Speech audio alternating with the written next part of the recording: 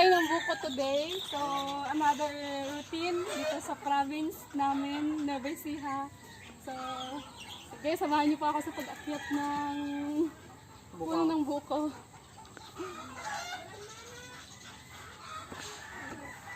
Tanggalan niyo man na ako. Suka pa tayo ng buko today.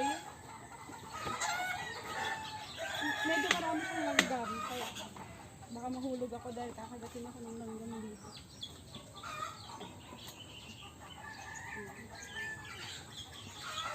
Tayo ng sundok. Yeah. Dito na. Saka? Bigyan niyo sa dilim na. Nakalabot ah. Tama na.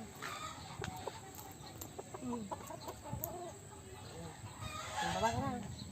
Oh, tingnan mo. Sige. Sige, mag-iba ka dito. Ha! Ayun, naipicturean natin itong dalawang buko. Na, ako nang lang natin. Ayun.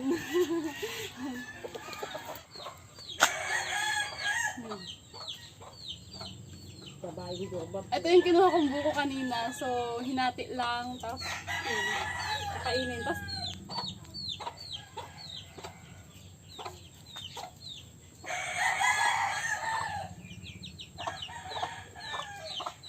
Kakainin mo. Babae dito ba?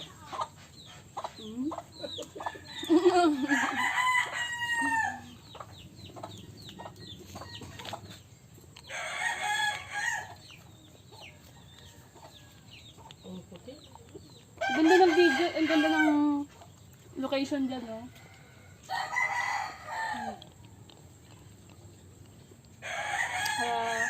Masarap mamuhay dito sa probinsya kasi kung gusto mong kumain ng gusto mong kainin na prutas, kukuha ka lang.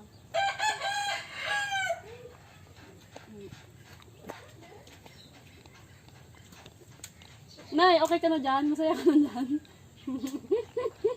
Naalala mo na naman yung mukbang ko. Ayun. This time, papakain po tayo ng ibon. So, yung ibon namin kumakanta po ito. So, yun po. Kakainin lang po natin. Ayan. Nilalagyan din po siya ng tubig. So, maingay po yung dalawang yan. Kanta nga kayo. Kanta nga. Mama! Mama! Ay! Ay! Kinagat ako! Kinagat ako! Kinagat nila ako.